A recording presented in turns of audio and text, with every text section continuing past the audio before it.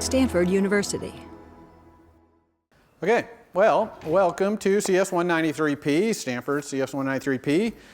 This is at developing applications for iOS, winter of 2017. Today, we're going to talk a little bit about what this class is about and the prerequisites you need. Then I'm really fast going to go over iOS and what's in it. And then I'm going to dive into a big, long demo. And this demo is going to really quickly let you see what it's like to develop an application for iOS, so you can decide, is this for me or not? So, what are you going to learn? Well, you're going to learn to build cool apps. All right, that's what we're here for. Why are these apps in iOS cool? For a number of reasons, okay? One is they're in your back pocket. You can pull them out and show your friends on your phone. A lot of them are networked, so they're kind of social apps, and a lot of that can be a lot of fun. Also, if you decide to turn your app into a product, it's really easy to get it out to your customers via the App Store. You don't have to wrap it in a box and put it on a shelf somewhere anymore. You can get it out there real quick. And also, you're going to see today even, it's really easy to build pretty complex apps pretty quickly. So you get a lot of instant gratification from building iOS apps. For those of you in computer science, there's also this huge benefit. You're going to get to see real-life object-oriented programming system. And not just object-oriented programming, but we're going to use databases in this class, and graphics, and multimedia, multi-threading, animation, networking, all these things. And you're going to see it in a real-world environment. So you take a lot of classes on all these subjects, and sometimes you get maybe a little disconnected from what's this like in the real world. Well, you're going to get to see it all in action here. Prerequisites, just boiling it down really easily, the prerequisites for a class is object-oriented programming. You have to know object-oriented programming. I'm not going to teach that in the class. I completely and utterly assume it. And not only do you have to know it, you have to have some experience doing it. So that's why here at Stanford, CS 106A and B are a hard prerequisite. You have to have taken those two. Those are object-oriented programming classes. And then I just want to make sure you have some programming experience. So either you've done something outside of school, or you've taken CS 107 or CS 108 or CS 110. CS 108 is a particularly great prerequisite. That's object-oriented programming. So if you have a chance to take CS 108 and you haven't taken it yet, maybe take it and then take this class the next time it's offered. All right. So let's dive through what's in iOS really quickly here. I've divided it here into 4 layers. These layers are roughly close to the hardware and then up close to the user. So that bottom layer close to the hardware, that's actually a Unix operating system. Okay? Just like Mac OS, iOS is a Unix operating system at the bottom. None of these APIs are object-oriented or anything. They're basically C, okay? Because Unix is pretty much written in C. These APIs are in C. We're going to do no work at that level in this class, okay? This is an object-oriented programming only class, so we're not going to be doing anything there. So there's another layer right on top of that called core services. Sometimes people refer to this as foundation, but there's other things in this layer besides foundation. And this is an object-oriented layer on top of those things that were lower down.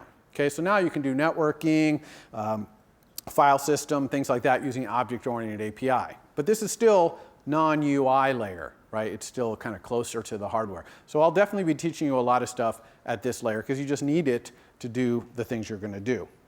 Now there's another layer here, the media layer I call it. This is a huge layer which has 3D graphics and audio playback and recording, image processing, video, all that stuff. Unfortunately, I'm not going to have a lot of time to spend here, even though it's a huge part of what an iOS device does. I mean, iOS devices all pretty much have iPods in them, video iPods if you want to think about it, and so there's a lot here. Unfortunately, I can't cover it all because I'm going to spend most of my time up here, which is the Cocoa Touch layer. This is where buttons and text fields and things are, but also much more powerful objects like maps. Okay, there's an object in Cocoa Touch, which is a map object. It's pretty much the entire Maps application on an iOS device that you can drop right into a rectangle in your app. Okay, with almost no work. So very powerful objects at this layer. This is where we're going to spend the vast majority of our time building user interface apps at this layer.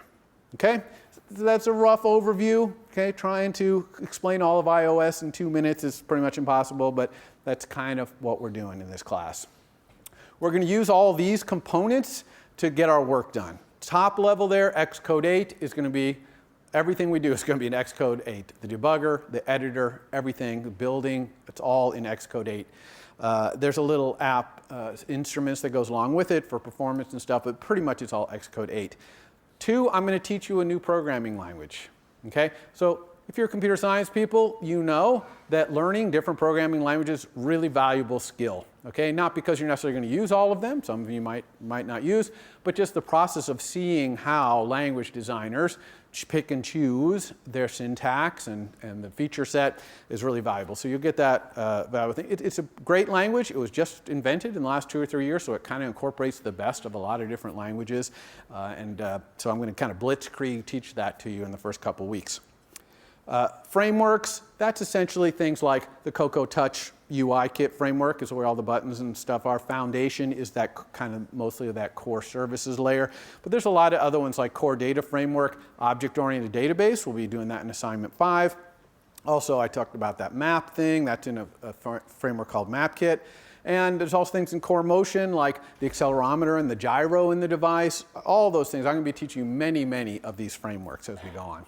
And last, but definitely not least, very, very important, is a design strategy for how to build apps. It's called MVC, Model View Controller. How many people already know MVC, have learned in a different class? See, so maybe half of you. I will spend the first part of Wednesday's lecture telling you about MVC and what it is. We 100.0% have to use MVC when we develop apps for iOS. There's really no other way to do it. If you do it any other way, you're swimming so upstream against the current of iOS, you'll end up with a mess of an application, okay? So we'll be going over that as well. This demo that I'm going to do, we're going to build a calculator. Okay, calculator is great because it's got a fairly simple UI, but it's got a little bit of guts on the inside, the actual calculating part. So it's just complicated enough to start showing you MVC and a lot of language features and things like that, but not so complicated that I can't do an entire calculator, basically, in 2 lectures, okay, start to finish. All these topics up here, you don't have to look at them now. This is a slide to go look at after my lecture today and say, did I learn that? Yeah, I think I got that. So it's kind of a summary of what I'm going to do. Since I'm not going to get back to the slides from the end of my demo, it's just going to be the end of the lecture, I'll tell you a little bit what's coming up. On Wednesday, I'll be continuing this demo, but not until after I give you this talk about MVC, because what we're going to do in the calculator is apply MVC to it on Wednesday.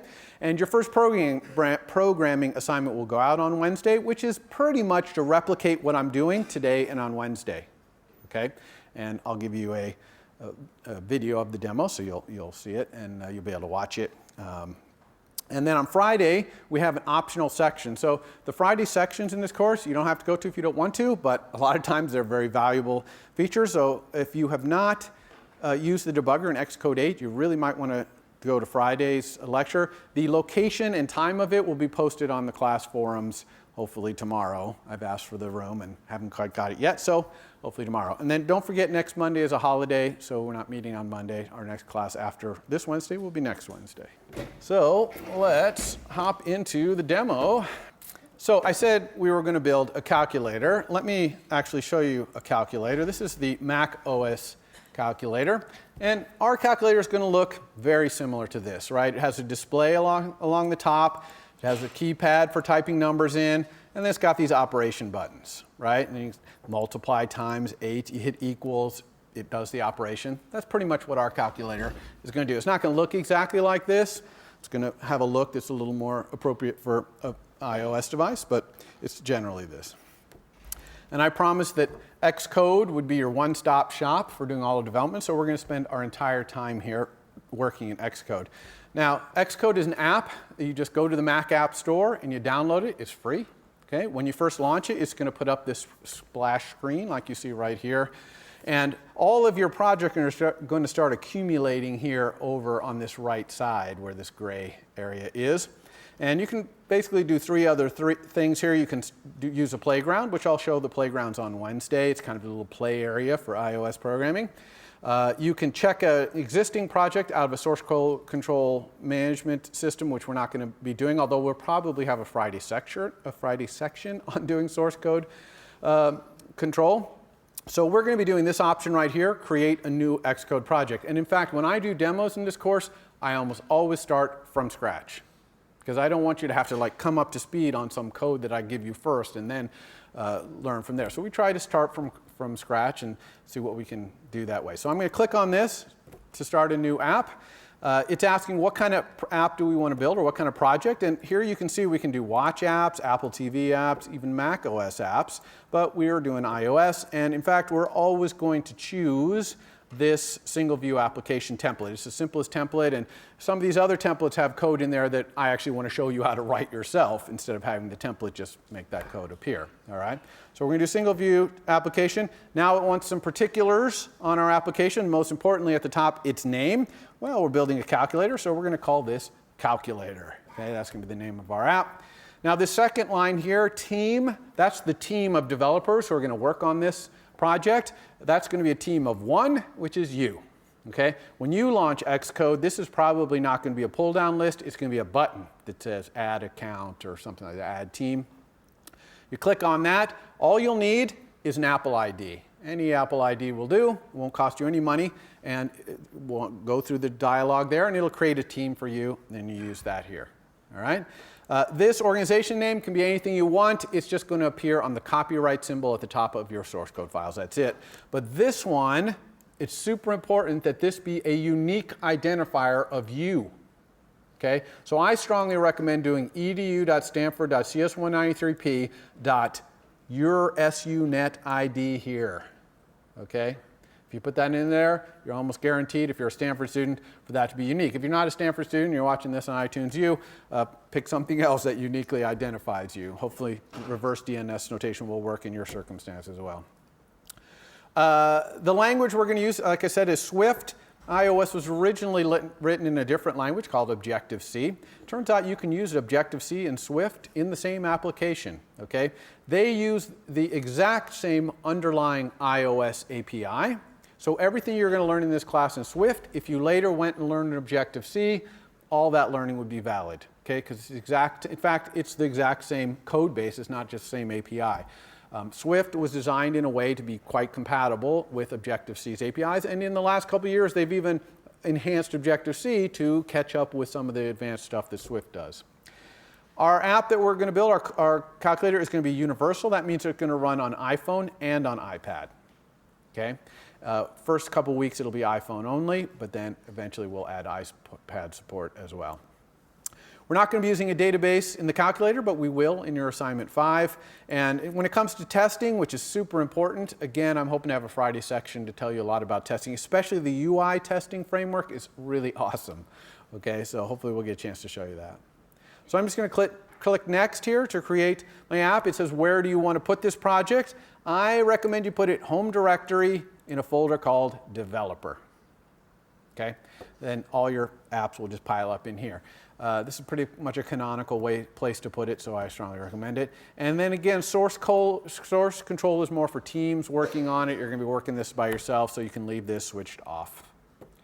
All right, there you go. There's your first iOS app. Okay. Now let me explain a little bit about Xcode and how it's laid out here. So if you haven't seen it, how many people have worked in Xcode before? See, so again, probably half of you, so quite a few. For those of you who haven't, it's divided into these 3 main sections here. This main section in the middle, this section is the primary place you're going to do all your source code editing and things like that. That's where you do most of your work. This section over here on the left, this blue section, is called the Navigator. You use it to navigate your project. And here you're seeing it in a file-based view, where I'm looking at all my files, and we'll look at those in a second. But you can navigate by searching. Okay, it's a search panel. If you're debugging, you can navigate through all the breakpoints that you have, etc. So you'll learn all about the different ways that you can navigate as the quarter goes on. On the right-hand side here, you see this little area. This is called the Utilities window, and I'm going to talk all about this in about 5 minutes. Okay, we're going to use this in great detail. I want to show you a little bit how you can manage your space here. If you look in the upper right, you see these buttons here. You can click this one over here to hide and show that Utilities window, and same thing over here for the Navigator, so I can make more space for you. All right, and also there's another one here, this middle, that hides something from the bottom. Okay, this is your debugger window on the left, and your console, which is just a place where you can log strings out to while you're debugging, on the right. And we'll see that in a moment as well.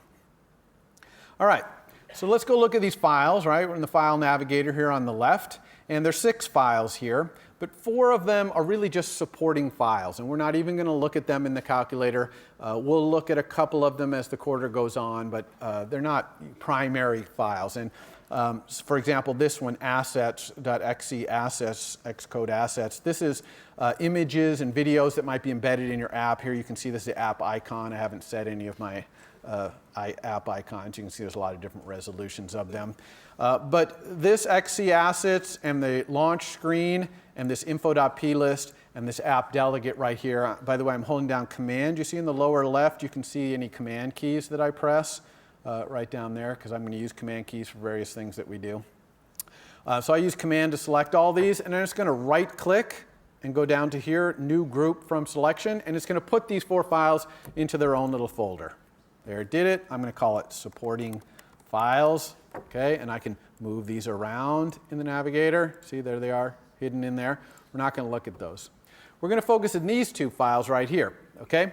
This file is your first look at Swift. Here it is. It's got some very important methods right here, which I'm going to delete, okay? They're important, but the fact that I delete them doesn't make them not important. It's just that I'm not going to teach you about them for another couple weeks, so we're not going to use them in the calculator. And in fact, I'm going to go into detail about this Swift code more in a moment. But before I do that, I want to focus on this file right here, main.storyboard. This is your user interface. This is your calculator's user interface. And one thing you notice when I click on that, there's no code here. Okay? When you build your user interface in iOS app in Xcode, you do not write code. Okay? We're just going to build it with the mouse. We're going to drag some things out. We're going to use some inspectors to set the objects we want the way we want them.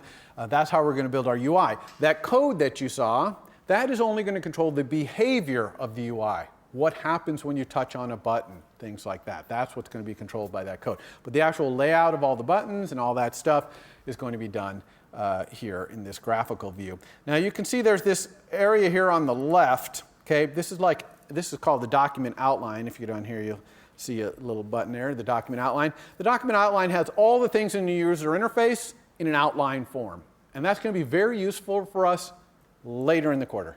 So I'm going to hide that. That's what this little button down here is. It hides and shows it. We're going to hide that to make more space. We're not going to use that in the calculator either. So that leaves this space here. And if I zoom in a little bit here, or zoom out rather, you can see I start to see something that looks like an iPhone. Okay, it's kind of iPhone shaped. I can also, by the way, hold down the Option key and use my mouse wheel to zoom in and out here. Okay, so this looks like an iPhone. In particular, it looks like an iPhone 7. You see down here at the bottom, it says View as iPhone 7, right? And if I click on that, View as iPhone 7, you'll see all the other iOS devices appear. Okay, iPads, for example, or old iPhone 4s that are really kind of little. And not only are they there, but you can switch their orientation. Okay, now when you build an iOS app, you want the UI to look good on all these devices. And you don't want to have to write a lot of special if-then code all over the place to make them work. So this whole system of building your UI, which by the way is called Interface Builder, this part of Xcode is called Interface Builder, is oriented with a lot of functionality to make it so you can build your UI once and it'll work on all these devices.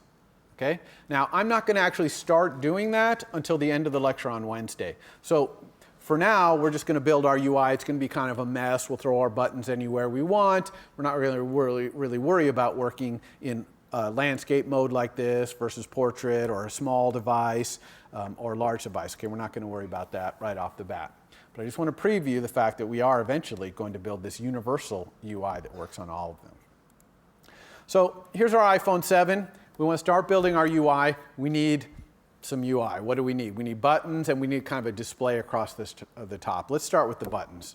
Where do we get these buttons? Well, as promised, I'm going to talk about this utilities area right here. Now, this utilities area has a top and a bottom. You see that?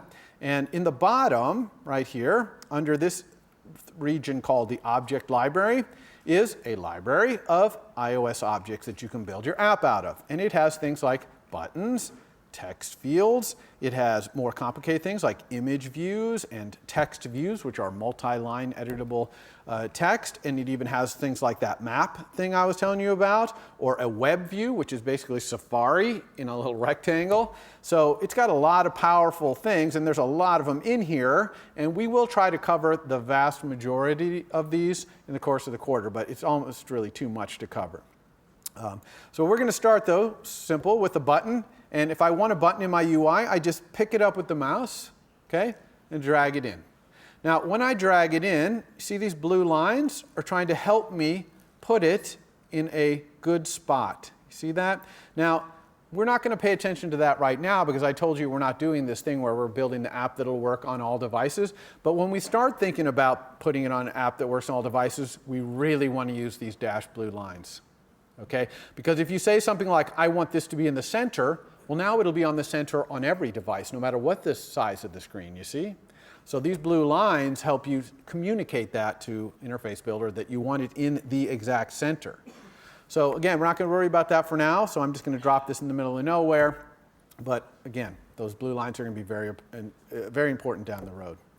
All right, so we got this button here. It's not a very good button because it's not kind of small, and it says button on it, and we want it to be, let's say, one of our number buttons. Okay, so how are we going to do that? Well, we can double click on it and type one of our numbers. So I'll make this be my 7 button. So this is going to be my 7 button on my calculator.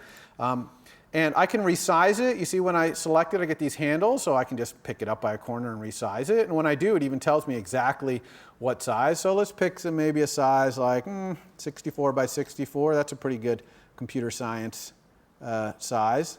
It can be a little tricky to do it there. Oh, there we go.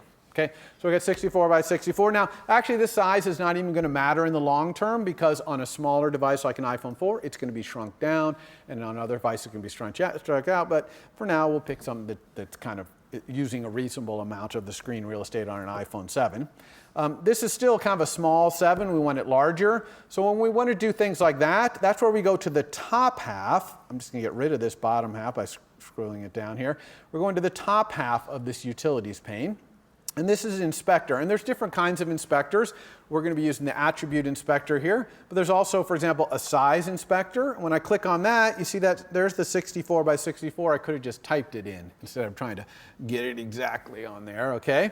The attributes inspector is kind of an object-oriented inspector. You can see that it knows a button is selected, so it's showing you button things that you can set about a button. But a button is a class, object-oriented class, that inherits from control, so you're seeing control things, and that inherits from view, so you're seeing view things. Okay, so this inspector is object-oriented. It shows you all the things that can be inspected about this object, even using inheritance.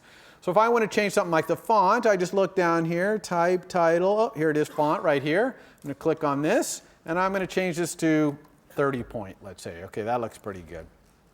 Now, maybe I want to have a background for this button. So if I look in here, there's background image. I don't want a background image. I actually want a background color. So there's nothing in button that does that. But if I go down to view, I can see background right here that's a color.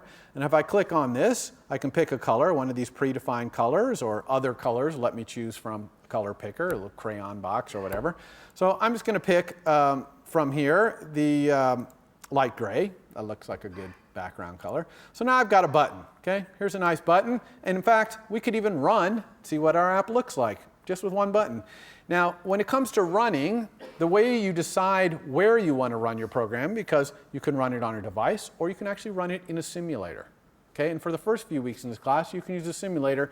Towards the end of the class, I'm going to ask you to start running on a device, so you get used to doing that as well.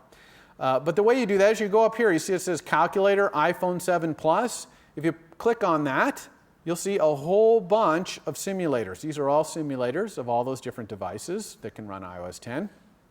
And then right up at the top here, you could pick, if you had an actual device connected to your Mac, you could pick a physical device. And I'll be showing you that in a couple weeks as well. So let's run it on iPhone 7. Okay, so I just picked iPhone 7. And I'm going to press this little play button right here to run it. Okay, now it's going to launch the simulator. Now that simulator is a full iPhone simulator. So it's not just running our app in a window. Let's go find it here. It's over here. And it's kind of big here. We'll make it smaller in a second. So this, in fact, there it is. You can see it's zoomed in. Now, the iPhone 7 has very high resolution, and I'm running on a small resolution screen. But you can actually go down here to scale and scale it down a bit. Yeah, maybe that's too much. Let's scale it to here. Yeah. So we're seeing 50% size here of an iPhone 7. And there's our 7 button right there. Okay, now you can press the home button on this iPhone 7 by going to Hardware, Home. And when you do that, look, this looks just like an iPhone. You've got settings. You can go in and set some settings. Okay, do Home again. Command-Shift-H is Home. And then you can go back to your app, which is the calculator right here. Okay, so if you're writing an app, for example, that uses GPS, and you need to go to the settings to enable GPS location, you can do that here on your simulator. Okay? All right, so we got the 7 button. Let's click it. Okay, well, it's flashing, so it looks like it's working, but of course it's not doing anything. We haven't told our 7 button what to do, so it's doing nothing.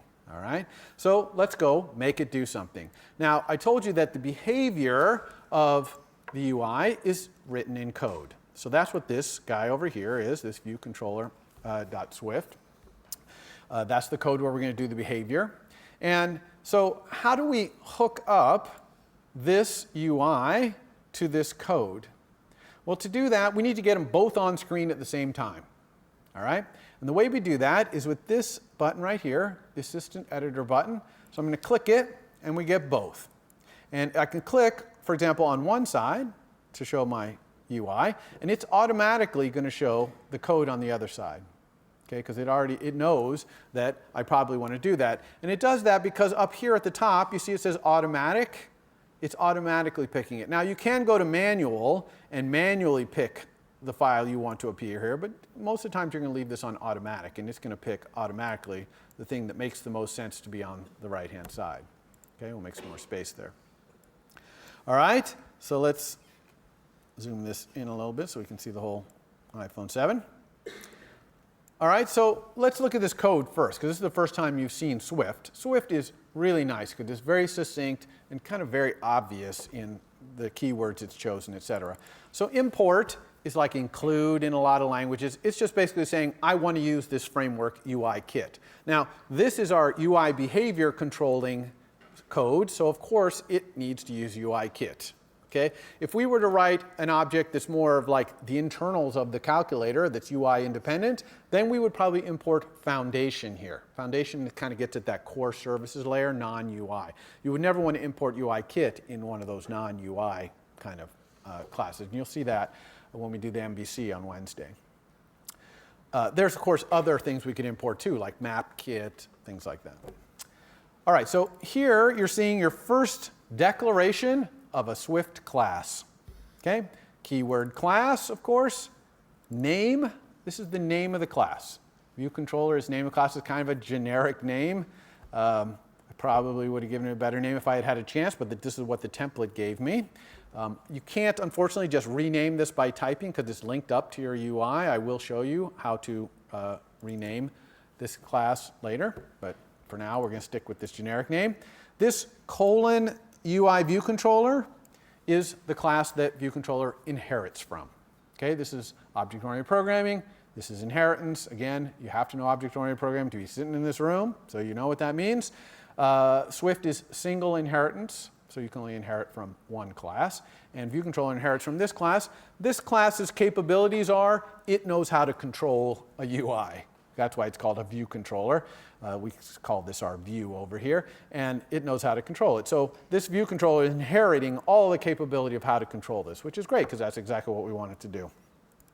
And then inside the curly braces, here we're going to put all of our instance variables and methods.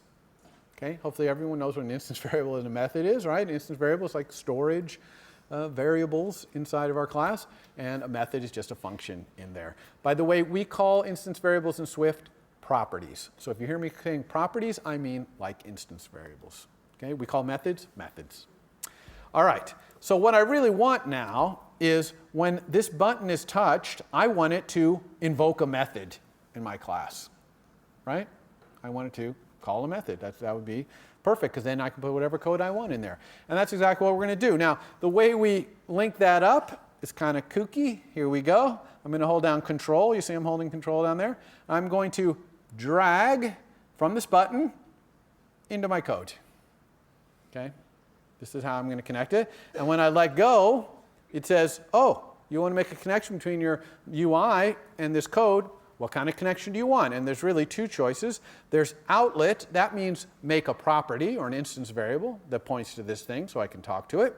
And then there's action, which means make a method. And when the buttons touch, call this method. Everybody got that? All right, so here it's asking for the name of this method. I'm going to call this method touchDigit. Okay, touchDigit. And this method, it can have arguments. It could have no arguments, or one argument, which is the button sending me this message. Now, I need that argument because I want to have one touchDigit method that all my buttons send. And so I'm going to ask the button who's sending it to me, who are you? Okay, what title? Are you the 7 button? Are you the 5 button? What are you? So I want that sender. This type right here says any. That's the type of the argument. Okay, wake up if you're taking a nap right now. When you're doing your homework, you cannot leave this to any, because we know what kind of thing is sending this message. It's a UI button. So you're going to want to change this any to UI button. If you miss that step, then when you go in there, your code's all going to be messed up, because the argument type of this sender is going to be any, which it just basically means untyped almost. So that's no good. So make sure you change this to UI button. Now, when we connect this, it creates a method. So you're getting your first look right here at a Swift method. Now, this is actually not part of Swift. Okay, this is something Xcode drops in there. And it does it so that it can put this little circle in the gutter. You see that circle right there? If I mouse over that circle, look what happens. I didn't click on it. I just put my mouse over it. You see, it shows me what this method is hooked up to. In other words, what user interface element sends me this message. Okay? So this is purely not a Swift thing. This is purely an Xcode thing. So this is a Swift method. Okay? So let's look at the parts of a Swift method, the syntax of it, so you understand a little better. And I'm going to use a different method that I'm just going to make up for this. Let's say I had some function called draw horizontal line, and it draws from some starting position, which would be a double, to some ending position, which would also be a double, and maybe it does it using some color, which would be a UI color. Okay? So there's an example of a Swift method. Notice that this has 3 parameters. You see? This one, and this one. This colon double is the type of this parameter. So it's a double precision floating point number. That's the type of that parameter. This one's also double. This one is a UI color, okay, which is a different type. Now, what's really interesting about parameters is that you have 2 names for each one. See, from start X to end X using a color. Each one has 2. So what the heck is going on there with those 2? Well, this one, the first one, is the external name of this parameter, and this is the internal name. So these internal names, like startX, endX, and color, you would use those in your code inside this method, like I might say distance equals endX minus startX, or something like that. See, I'm using endX and startX inside this method, okay, part of its implementation. These external names are used by the callers, the people who call this method. So I'm going to call this method from touchDigit here, draw horizontal line. Now, by the way, Xcode loves to type for you. So I just typed draw H, and now I'm hitting tab, and it's not only filling out draw horizontal line, but it's showing me all the arguments and tabbing to the first one so I can type it. So notice that when it said that, the from, the to, and the using were put in there for me. So if I say from 5.0 to 8.5 using the color UI color dot blue, let's say, okay? These from and to and using are what the caller uses. Notice also that these things are mandatory. They have to go in here. You cannot call draw horizontal line like this. Draw horizontal line 5.0. This would look like most other languages. blue. You can't call it like that. You have to put these external names in there. Also notice that the external names are picked so this reads like English. Draw a horizontal line from 5.0 to 8.5 using blue. Okay? Swift endeavors to be as kind of conversational in the language of English as it can be. Okay? So that's kind of the crash course. You're going to be reading, your reading assignment is going to tell you more about that, but that's the crash course. But now let's take a look at this. Oh, by the way, if your function returns something, you just go like this. Okay? Arrow, string. It's kind of like the arrow is saying, out of this comes a string. Okay? So this would be the return value. Okay? All right, now let's look at touch digit though. Touch digit is weird. Look at its two things here. Okay? The external one is underbar. Okay? Does that mean I call it by saying touch digit, open parentheses, underbar, colon, whatever? No. Underbar means there is no external. So you would call touch digit by just saying touch digit, some button, because that's the argument, it's a button or whatever. Okay? There's no, you don't put anything in here. It's not like a foo. If we had this, it would be foo. Okay? That's not in there. Instead, it's this underbar, so you have nothing. Okay? Now, why do we sometimes have nothing? Because sometimes it's implicit in either the name of the function or the type of the argument what you're supposed to pass, so you don't need that little thing.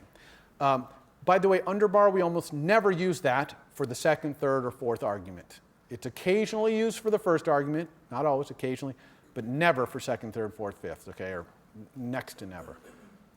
Now, in your reading assignment, I'm also going to have you read a document that explains how to do this naming, what the rules are, when to use an underbar, when don't you. You're going to want to master that document by the end of the quarter if you want to call yourself a professional iOS developer, okay?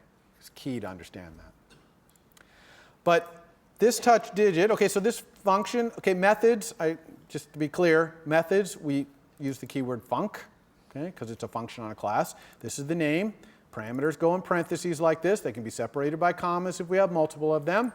This is the first parameter here, the first and only. Its type is a UI button because, of course, a UI button is sending this method, right? It's invoking this method, so the sender is this UI button. And sender is the internal name, so that's the name we'll use inside here to access it. All right? But before we start doing that, let's just have this do something simple, like print out to the console. So I'm going to say print touch digit was called. Okay, we're just going to print that on the console. Whenever someone touches a button, it's going to invoke this method. It's going to print that on the console. So let's just do that.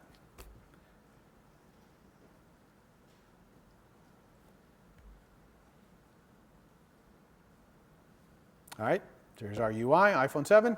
Click, and touch digit appears in the console down here at the bottom. Okay? Now the console shares space with the debugger. This area on the left is the debugger. So you can kind of separate the space back and forth. You can also completely hide the space by using these buttons right here. Okay? So we'll just do console only right here. Let's go back to our simulator. And so every time we press this, we get touch digit was called printed out again. So everyone understand what's happening here, how we've hooked up this method to the button? Really, really straightforward. All right, now that we have that working, we know we need more than just this one button. We need a whole keypad worth of buttons. So I want these other buttons to look exactly the same, so I'm going to copy and paste. So I just copied and pasted that, paste another one here. I can even select 3 at a time and copy and paste. Okay, paste another one. Now notice here I'm using the blue lines to line them up. Okay, really nicely. Blue lines are great for doing that. Okay, and now I can just rename these buttons by just double-clicking on them.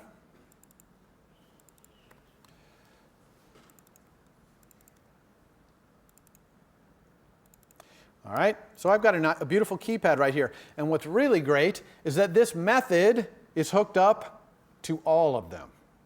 Okay, that's because when you copy and paste a button, it keeps its connections to any methods that it has. Okay, so that's cool. So now all these buttons are going to send this touch digit. So now if I run, you'll see that if I press any of these buttons, not just our 7 button, right, here's 7, that worked, but also 5, 0, they're all calling this touch digit was called. Okay, so that's awesome. But of course, we want to know which button was sending us this message, right? And we know that because that's the argument, is the sender. Okay, so let's add a local variable here. So now you're seeing your local variables in Swift for the first time. It looks like this, var digit, okay? Var means this is a local variable, digit is the name. Now, if we wanted to type it, we could put a type here, like maybe type string.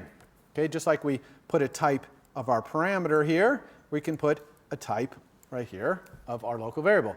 But we don't usually do that in Swift because while Swift is very strongly typed language, in other words, you have to specify the types of everything, it wants to know the types of everything, it will infer what type you want from the context very often. Okay, so that's the trade-off. If you have a really strongly typed language, you have to really give types to everything. It's really nice if the compiler will just figure out for you what the types of thing are. So normally we will leave the types off wherever we can. Now we can't do that in a method parameter because we've got to know what that method is expecting. But for local variables, we definitely can leave it off almost all the time. Okay? So we got this digit, and I just want to set it equal to something. What does it want to be equal to? It wants to be equal to the title of the button that's sending me the message. So this guy, which is a button, I want to ask what its title is. Now, how do you send a message to another object in Swift? Well, you just type the object you want to send the message to, and you press dot. Okay, so this is like Java and a lot of other languages, just the object and dot. That's how you send the message. Now, unfortunately, Xcode is helping me here by showing me all the methods and properties that button can do. Look at this list. I'm only in the F's. Okay, I'm still scrolling. There's a lot of methods. Way too. It's like, how am I ever going to figure out? I just want the title of the button, please. Okay, well, of course, I could get the documentation, start reading through it, try to figure out, and in fact, I want to do that eventually. But there's kind of a trick here in Xcode, which is just type the name of the thing you want. Type what you think it might be and see what happens. So I'm just going to type title. Okay, now there's no method or property in button called title, but you can see that Xcode has showed me all the methods and properties that start with the word title, or that have the word title in it, or even that have T-I-T-L-E in it, okay? So it's doing everything it can to show you every possible thing that might match what you typed. Now, let's look through these and see if we can find one that will give us the title of the button, okay? Title label, that doesn't look very good. How about this? Oh, title for control state, that looks good. Returns the title associated with the specified state. That looks pretty good, but let's keep looking because I don't really know anything about this state. I don't know what that means, button state, so let's keep going. Edge insets, no. Color, no. Shadow, rect, no. Current title, the current title that is displayed on the button. Woo, victory, that sounds exactly what I want. So I'm just going to pick that by double-click on it. So I'm just going to double-click on it. There it is, it filled it out. And so now we're sending current title to sender. Now let's find out more about current title. Okay, we know that one-liner that it's the current title displayed. I'm going to hold down Option. See Option down here on the left? Okay, I'm going to hold down Option, and look, when I do Option, things that I mouse over turn blue with a little dashed underline, and if I click, I get a little help. Okay, so I'm getting that current title displayed on the button, but I'm also getting a more detailed description, and I'm getting the declaration of this thing. And you can see that this is not a func, this is a var. So now you're seeing for the first time the declaration of a property in Swift, okay, an instance variable. So this is an instance variable in UI button, okay, called var, makes sense, right? It's a variable, var. It's called current title, of course. Its type is string? Not sure. Maybe button's not sure what the type is. No, I think button knows, but we're just going to assume this is string for now, and we'll see where that takes us. Also notice this little syntax means that you can only get the current title with this property. You can't set the current title. Now, what if I was like, oh, well, I'm interested. How would I set the current title? So you would want to, let's say, go look in the documentation.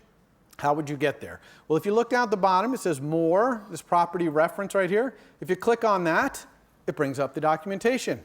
Okay? And here's the documentation for current title. Now, what's cool about this is from here, I can click on things like string. I can find out about string. Or look, I can click on the class that this is defined in, UI button. And here's UI button. And look at this section at the start of UI button called Overview.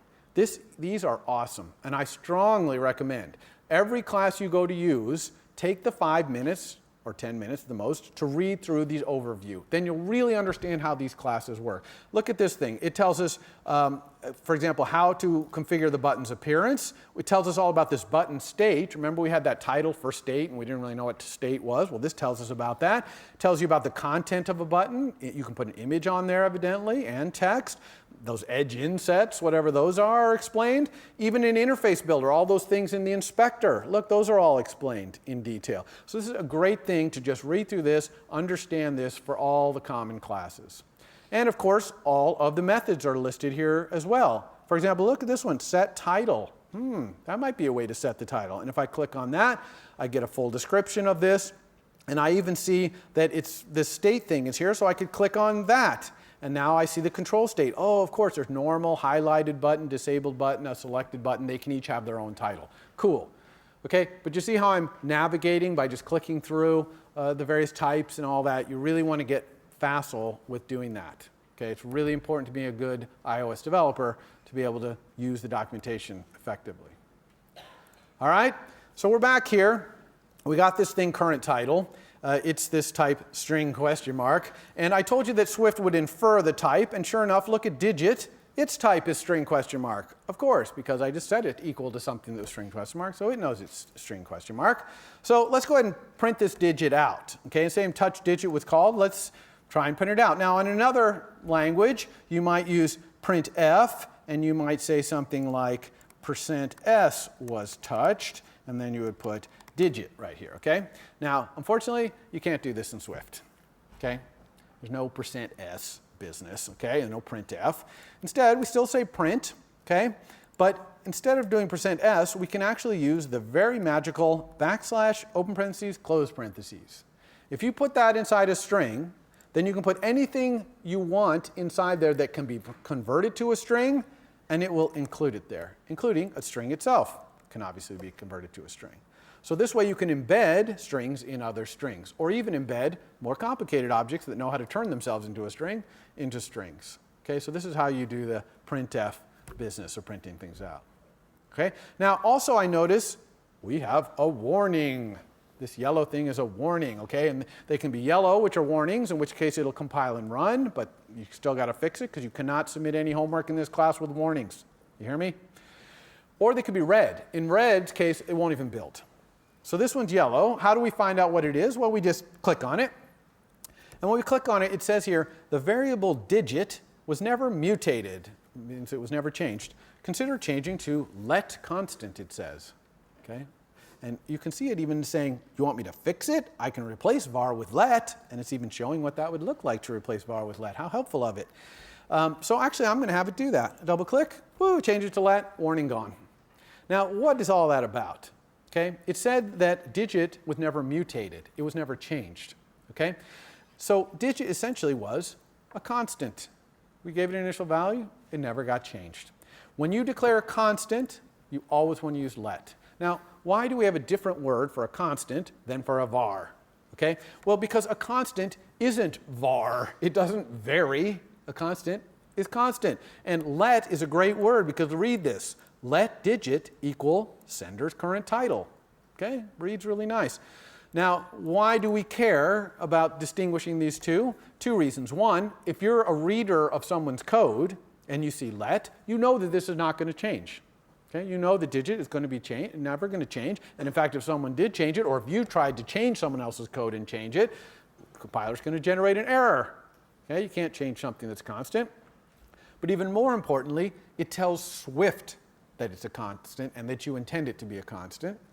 And so later, if you try to modify it, even if it's an array or a dictionary and you're trying to put something in the array, okay, or add something to the dictionary, it knows, oh, you intended that to be a constant, so, error. So it's a way to tell Swift what you intend. Now, the difference between a mutable array, an array that you can add stuff to, and an immutable one is huge. Because if arrays in Swift are passed around by copy, Okay? Arrays are passed by copy. It's very unusual compared to other languages where an array would just be an object in the heap and you just pass a pointer to it. You were passing them, it copies them every time you pass them to a function. Now, that'd be very inefficient if they were all mutable, because you have to actually copy them in case someone changed it. But Swift knows which ones are mutable and which aren't, and when you pass an immutable one, it only does a really efficient copy. Okay, it doesn't actually copy the elements. And in fact, until you assign it to a mutable variable by saying var equals that, it doesn't even have to worry about that. And then it can just do copy on write when you actually change it. Okay, so that's the var let thing. Get used to it. Always do let for constants. All right, so let's run this now. See what's going on here. This should work, right? We're getting the current title. We're saying whatever that title was touched. This should be good to go. Here we go. 7. Oh, what? Okay, well, it's kind of working. I mean, it's definitely doing something different, and it kind of knows which button. But what's all this optional quote business? What's that about? Well, that's because digit is not a string. It's a string question mark. Okay, so what is string question mark? String question mark is a totally different type from string. It's called an optional. All right, this is super important. So again, wake up if you're napping. Okay, this is super important. Very few languages have this concept. It's a great concept. It really makes the API really understandable throughout all of iOS, but it takes a little bit of getting used to. Okay, so what is this type optional? A type optional has only two values, set and not set. Okay, that's the only two values it has. There's no other values. However, when it's in the set case, it can have an associated value. Okay, a value that it kind of keeps on the side. And you specify, when you create the optional, or you declare it, what type that associated value is. So this, the associated value, is a string. We're talking about the title of a button, of course. So we would say that the type of this digit is optional string, which means an optional whose associated value in the set state is string. Okay? Now, in this case, that's all fine and good, but we want the associated value here. Give me that associated value, that title. Okay? How do I get it out of here? And the answer for that is exclamation point. Okay? If you put the exclamation point on the end of an optional, then it will, if it's in the set state, grab the associated value and give it to you. So now look at the type of digit. Woo! It's a string. Okay? Swift was able to infer that since you unwrapped this optional right here, you've got a string over here. Now, what if you do exclamation point and that optional is in the not set state? Because there's no associated value when it's in not state. That's only when it's in associated. What happens to your app? Anyone want to guess what happens? Crashes. Okay? Kaboom. Now, I'm sure some of you conservative folk out there are like, okay, well, that's it for me, an exclamation point. I'm never using that. I don't want my app to crash. That's horrible. But actually, having your app crash during development can be great because you'll find bugs really fast and you'll be dropped right in the debugger where the crash happened so you can figure what's going on. How could this have happened? So in this case, we're talking about the title of a button. That means the title of the button was never set, and this is touch digit. That should never happen. Okay, if that happened in something I shipped to my customer, customers would be complaining left, right, and center. There's a button that has no title on it, nothing on it, and I click it. What, you know what I'm saying? So you want to find those in development. So crashing can be good sometimes. Now, of course, you don't always want to crash when you unwrap an optional, and I'll show you in a little bit how to unwrap an optional and get its associated value, but test it first to make sure that it's in the set state. Okay? But for now, we do this. Let's run and see what this looks like. Should work. Now we've unwrapped this thing and grabbed its associated value, and we know the current title should always be set, so we're not have to worry about crashing here. And sure enough, 7 was touched, 9, whatever, 3, 5, 6. Okay? All right, so we're rocking and rolling here. We're able to collect the digits from user. Now let's put them in the calculator's display. So we need to add a display to our calculator. So we're going to go back to our area here, go down to the bottom half. Now, be careful not to grab text field here because that's editable text. And in a calculator, you can't click on the display and edit it. You type the numbers to put your numbers in. So we're going to use this one up here. which is label. By the way, if you click on one of these and leave your mouse there for a second, it'll give you a detailed explanation of each of these objects in the list. So I'm just going to pick out a label and drag it up here to the top, maybe make a little more space for it, move out a little bit. So we got this label. Once again, just like I did for the buttons, you know, I want to change the size. Maybe I want to start with 0 in there, bigger font. Let's go over here, maybe even really big font, like 40 or something like that. In a calculator, the text is right aligned, right? Text comes out from the right, so we want to use this alignment right here, right aligned. Okay? Maybe with some colors, let's make the background be blue, but I don't really like black on blue, so we'll go up here and change the color to be white. Okay? So that's a pretty decent looking display right there for now, anyway. Now, if we have these buttons being pressed, we need to talk to this display and tell it what the digits are. So how are we going to do that? Well, again, we need to make a connection between that display and our code. But this is not the same kind of connection because we don't touch on that label and it calls a method. We need to have an instance variable or property that points to that thing so we can talk to it whenever we want because we've got to put these digits on it. Okay?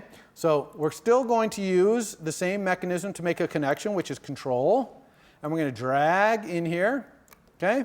And this time we're going to use outlet. Outlet means a property that points to this. And I'm going to call this display. It's our display. It got the type right here.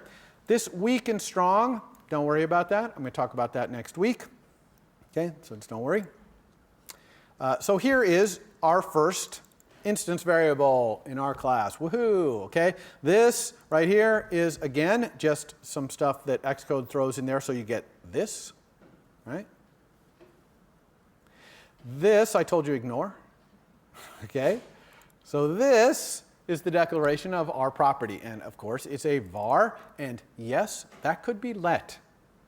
If you want an instance variable that is set at the beginning and never changes, you can use let. It's pretty rare, but you could do it. Okay? Usually they're var. Display, that's the name. :UI label is the type. Okay? So as you might guess, this has something to do with optionals. Okay? This is kind of confusing to start off the bat, but that exclamation point, which normally means unwrap an optional, obviously we can't unwrap here, we're declaring this thing here. This is pretty much exactly the same as a question mark. In fact, I'm going to change it to a question mark for now, and later I'll change it back to an exclamation point, and you'll see the difference. But the type of this display is optional UI label. Now, why is this an optional UI label? Why isn't this just a UI label? Why does it have to be optional? Because when this UI first comes up, iOS needs a few nanoseconds to hook that up for you. So when this UI first comes up, it's not set. It's an optional not set case, and then UI hooks it up for you, and now it's set forever after that. And that's important that it's set forever, and we'll see. That has to do with that exclamation point I just got rid of. But for now, understand that display is just an optional. We have to unwrap it every time we use it. Okay, simple as that. All right, so now instead of printing the digit on the screen, let's go ahead and put these digits into the display. And really, every time a digit is pressed, we want to append it onto the end of the display. Like if there's 56 in there, we want to append 2, it's 562, and then 8, it's 5,268, right? So we're just going to keep appending. So we need to get the text that's currently in the display and add the digit to it. So I'm going to have another little local variable. It's a constant also, called text currently in display. And I'm going to get that by sending a message to the display, which I have to unwrap. And now I can send it a message. And here's all the messages that label responds to. Again, hundreds. Okay? So I'm going to do the same trick. I'm just going to type text, because I want the text out of there. Oh, look at the very first one. The text displayed by the label. It's an optional string. Excellent. I'll take it. Okay, so now I've got the text, but it's an optional, so I need to unwrap it. Okay, so now text currently in display, if I option click on it, you'll see it's a string. So now I can just say set the display unwrapped text equal to the text that's currently in the display plus the digit. Now notice when I set an optional, text is an optional, right? When I set it equal to something, oh, by the way, this optional you notice is get and set. Unlike current title, which was get only. So I can set the labels text here and get it.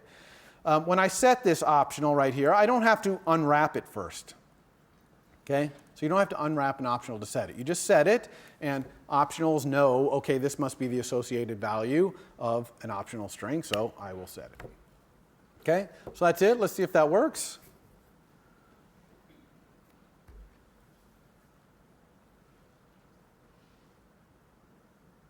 Okay, so we got our UI, looks good. Got a display in there. Let's try 8. Oh, 6. Well, it's kind of working. It's definitely doing the appending thing, but that 0 at the beginning, that's wrong. Okay? That 0 was not part of what I was typing. That 0 just happened to be there at startup, so it shouldn't be putting it in the front there. And the problem here is really simple. It's just that we haven't taught our calculator to know when the user is entering, in the middle of entering a number, versus when it just started up, or maybe the result of an operation just appeared there. Obviously, when we type, we wouldn't want that to add more things to it. So we need to teach our calculator brain here to know the difference between whether the user is in the middle of typing or not. And we're going to do that by creating another property called user is in the middle of typing. Okay, which is going to be a bool. Now, I typed a long name here kind of for effect. We probably could have called this typing, but that's a little, there's a trade-off between clarity and brevity. Okay, brevity is valued, but clarity is even more important. So maybe is typing would have been enough, but I would err slightly on the side of clarity. So I'm using this long one. The other reason I type this long is to show you that I'm never going to have to type this again, because Xcode is always going to escape complete this for me, as you'll see when I start using it. Now, when I added this beautiful var, this bool, okay, a bool, by the way, is just something that can be true or false, of course, I got an error. Look at that error up there, this little thing here. That's on a line that has nothing to do with what I just did. What? That's not fair. What is this? It says class view controller has no initializers. Okay, well, what the heck is that? That has nothing to do with a var either. Well, here's the deal here. Swift, all properties have to be initialized. Every single one, no exceptions. Okay? Now, there's two ways to initialize your properties in a class or a struct. Okay? One is with an initializer. An initializer is a special method. It's called init, I-N-I-T. It can have any number of arguments that your class requires, but in its implementation, it has to initialize all uninitialized properties. Okay? Now, we're not going to talk about initializers today. I'll talk about it a little bit next Wednesday, actually. So we're not going to use an initializer, because there's a second way to initialize, which is to just give it a value. Okay? Is false, right? The user is obviously not in the middle of typing at the beginning, so is false. And that got rid of the error. Okay? In fact, we don't need this either. Do you see why? Because false can only be a bool.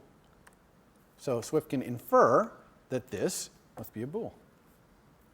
Okay? And again, we do not want these things in here if we can help it. Now, what about this guy? That's not initialized. How come he's not complaining? Okay? How come he's not getting that must be initializers business going on? Well, because he's an optional.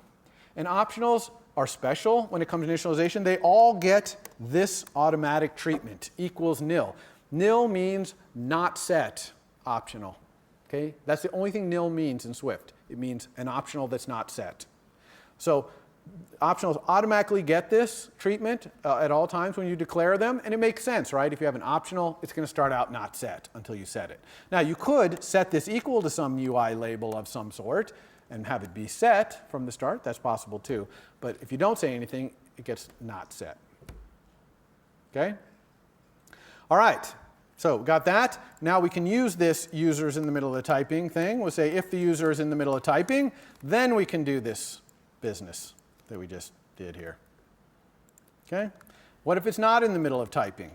Then we're just going to set the display's text equal to the digit, because we're starting a new number then. Right? In this case, of course, the user is now in the middle of typing. Okay? Everybody got that? So that's just how we're going to make sure we do the right thing. So let's go ahead and run, see if that whole leading zero problem is fixed. Should be, because when we start off, we're not in the middle of typing. So when we start typing a new number, boom, we get a new number. But if we're in the middle of typing, we keep getting the appending deal. Okay? All right, we are just rocking and rolling here. Next, let's put some operation buttons in this baby. Okay? We can type in numbers. Now let's start operating. All right, I'm going to do that by doing a very bad thing, which is I'm going to copy and paste the 7 button. All right? You're going to see why that's bad in a moment. And I'm going to do a very simple operation, pi. Okay? So pi is just an operation that's going to put pi in my display. That's all it's going to do. So I'm going to control drag to wire it up to a method. Okay? It's an action, not an outlet. It's an action, just like touch digit was.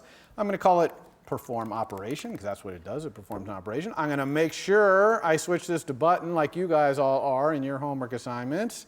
And then I'm going to connect. So now I have this new method right here, and it is hooked up to pi. So that's good. And what do I want to do in here? Well, I could do the same thing of asking the button which operation it is, like, oh, how about let mathematical symbol, because that's what these things are on these operation buttons, equal the sender's current title and exclamation point. Okay, great, now I've got the pi. But I wanted to show you, I promised I'd show you how to do this unwrapping without crashing. So let's do it here. Let's decide that if we do have a blank button, a button whose title is not set, let's say we won't crash. Instead, we'll just do nothing. We won't do any operation. It's like you didn't even click a button, okay? So again, optionals are so important. You can see, look how minuscule the syntax is for these things, right? Question mark, exclamation point. You barely have to type to use an optional. Well, it's the same thing if you want to test the optional before unwrapping. Instead of putting the exclamation point at the end, you put 2 characters at the beginning, if. Okay? So read this. If I can let mathematical symbol equal the sender's current title, then. Okay? So if I can unwrap this optional, get its associated value, then I'll do something. And then you can just put whatever code you want in here. And inside here, mathematical symbol will be a string, the associated value, the unwrapped optional, right? Outside of these curly braces, mathematical symbol is not even defined. So it doesn't matter. It's not even defined. So inside this mathematical thing, I could say if mathematical symbol equals pi, then do something else if the mathematical symbol equals something else. Okay, but if then else, if then else, if then else, that'd be really bad code. So I'm going to use a different one here, a different little expression. I'm going to use switch. So a lot of languages have switch. So I'm going to switch on the mathematical symbol. Not all languages can switch on a string.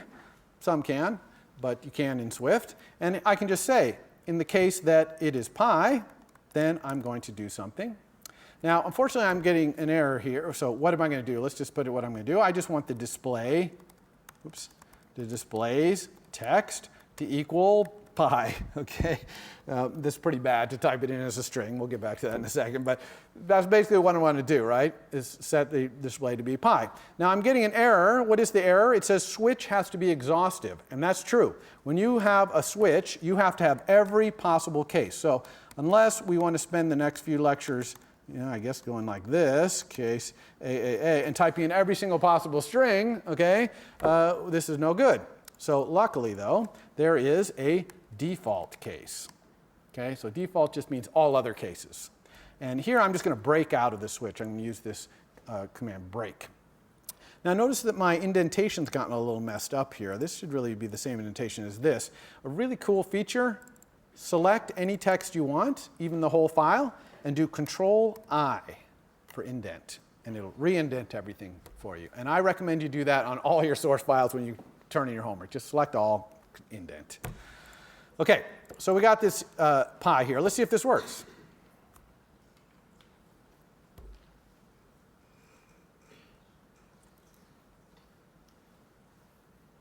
All right, got the numbers are still working, and pi. Oh. Okay, that's weird. I got that pi that I typed in right here, okay? But how come I got this pi symbol added on there? That seems weird. Let's try a new number. So, oh no, okay? When I type more numbers, it adds it on to the end. So even if that pi symbol wasn't in there, I'd be able to change the value of pi, evidently, by adding more digits to it.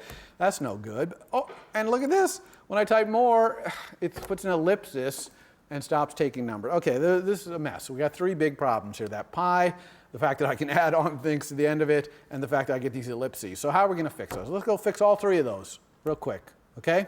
So first, the pi coming on the end. Well, look, where do I ever set the display text? I set it here. Well, so clearly the pi is not coming from this.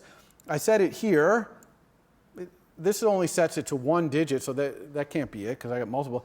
This is the only other place I set it. Oh, maybe this is the problem. Do you see the pi button right there? It's hooked up to this method and to this method. So it's doing both. Okay? It's doing this and putting this on here, and then it's calling this and doing this. And the digit is the pi. Okay?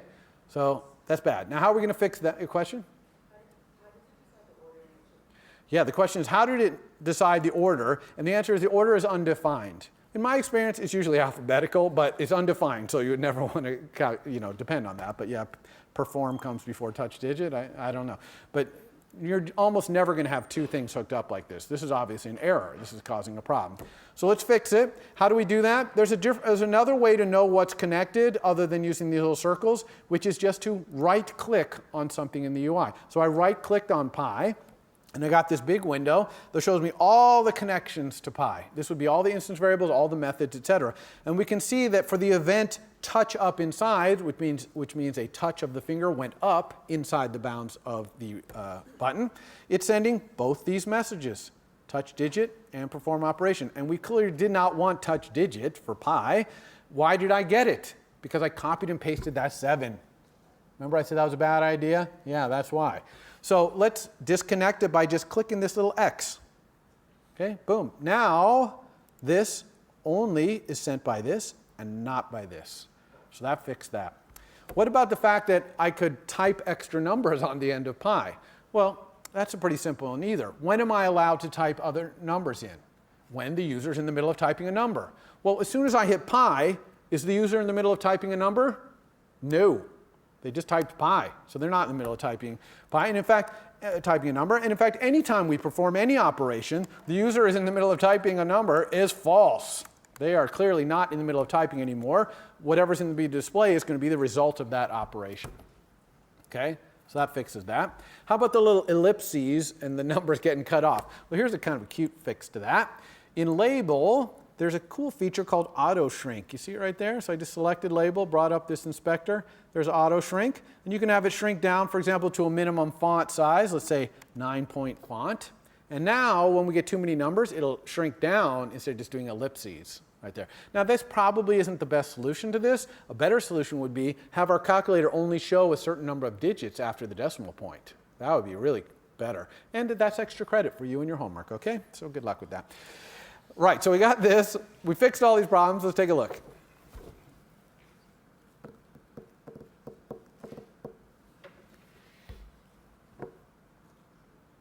All right, so got our numbers here. Pi, all right, no pi. And it didn't add them on to the end. And what if we have a lot of numbers in here? Oh yeah, look at that, it's auto shrinking.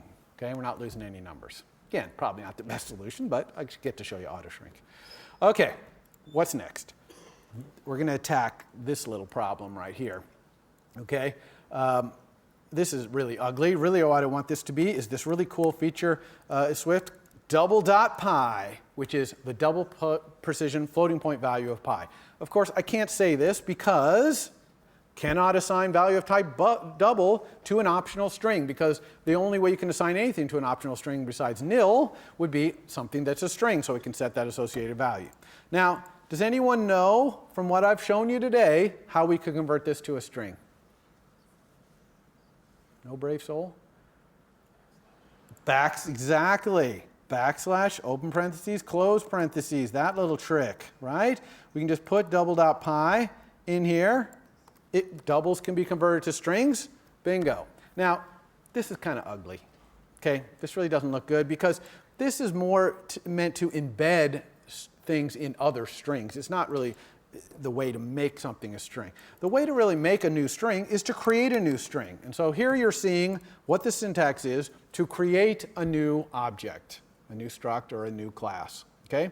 You just, the name of the class, and then parentheses. Now, inside these parentheses can be anything the class can take to create one of itself. Right? Anything that class can take. And remember I mentioned those initializers?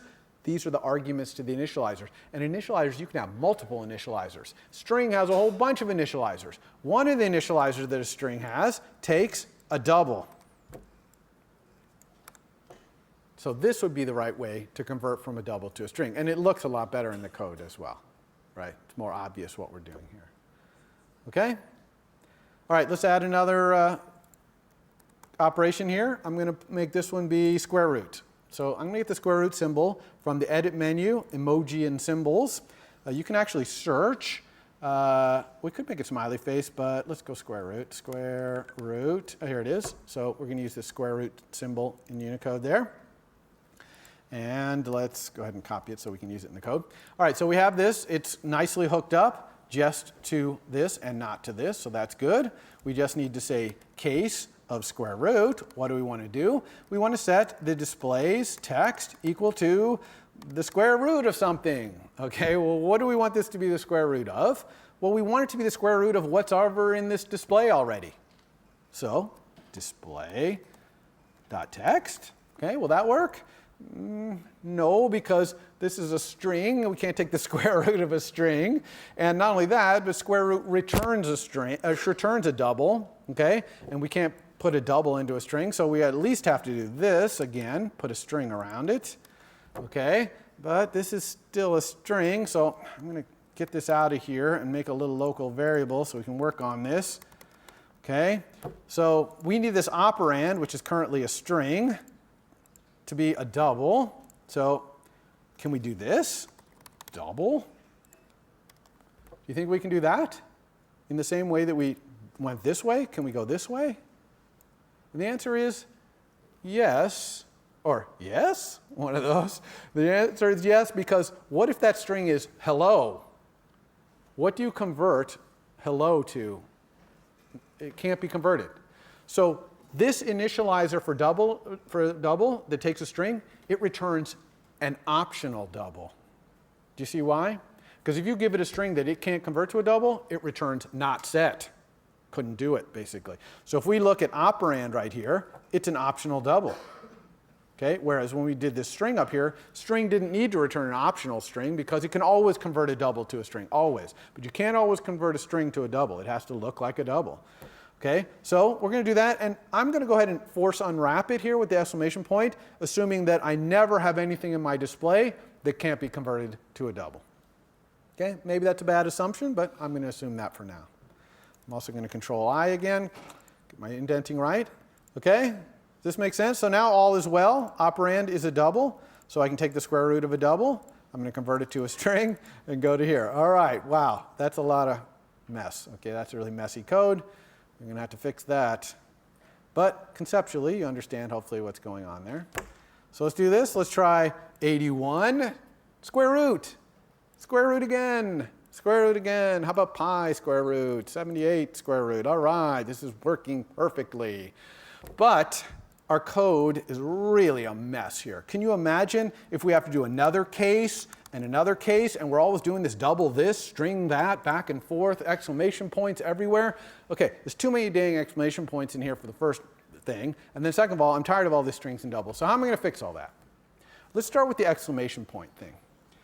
Look at every time I use the display. I use it all over my code. And every time I have to put an exclamation point. Every single time. Even though I know that display, once it's set up by iOS at the beginning, it never is not in the not set state. It's always set.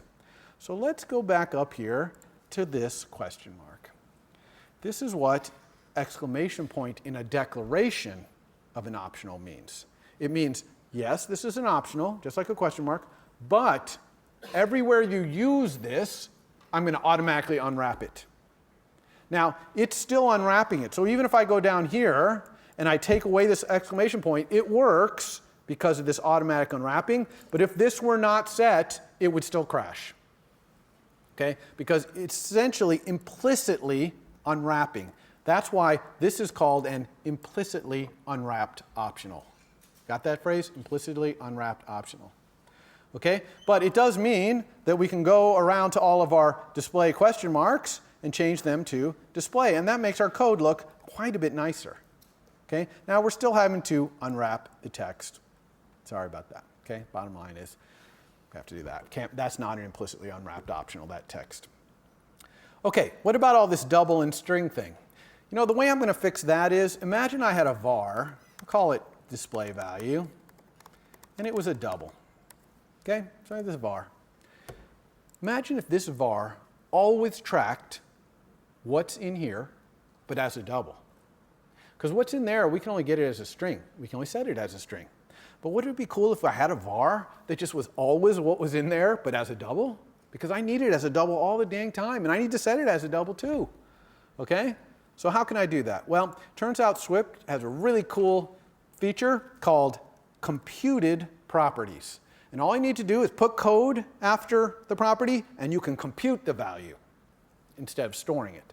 Right? User is in the middle of typing is value that's stored somewhere. This one we're going to compute. And you can compute both a get case, right, and,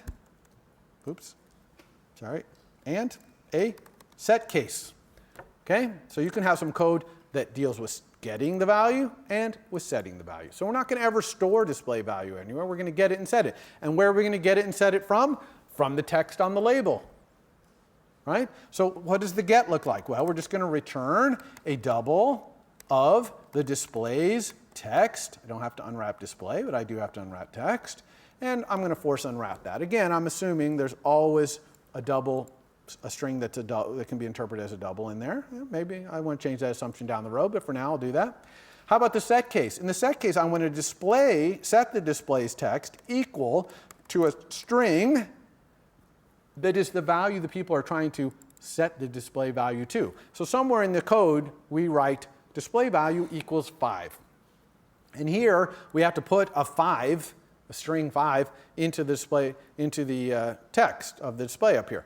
So what do we put inside this little string here? Well, for this set case, okay, of a computer property, there's a special variable called new value.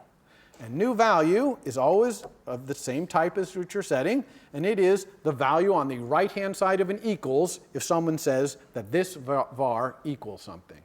Okay? Awesome. Now that we have this display value and it's always tracking that, we can use it down here. Look at this code. Display value equals pi. Done. Get rid of all this mess.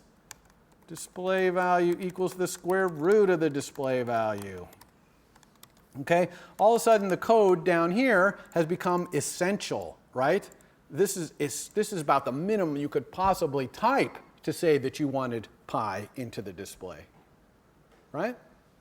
And so when I do this display value equals, this code gets executed. When I get the display value here, this code gets executed. Okay, these are called computed properties. You're going to see them all over the place. You've already seen one. It's right here.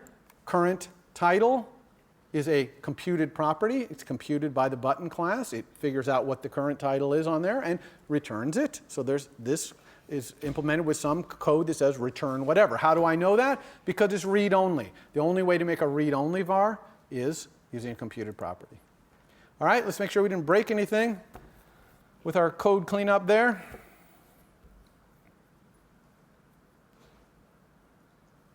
All right, 89, looking good, square root. 81, square root, square root, square root. Pi, 7, 8, square root. Okay, it's working. Okay, so that's a lot of stuff to digest, I know. Let it all sink in. On Wednesday at the start, I'm going to talk to you about MVC, this design paradigm, and then we're going to add MVC to this, and we're also going to make it so that UI works on all devices. Okay, see you then. For more, please visit us at stanford.edu.